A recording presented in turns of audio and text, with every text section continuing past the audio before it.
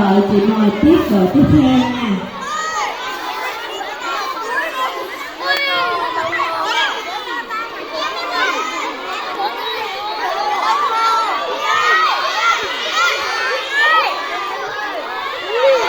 Đi lên lấy quả bóng cho chị đi.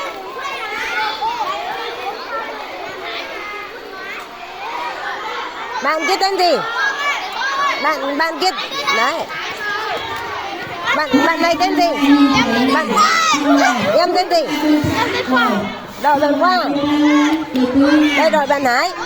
Đây này, những bạn này thích đội bạn Hải thì hô đội bạn Hải cố lên.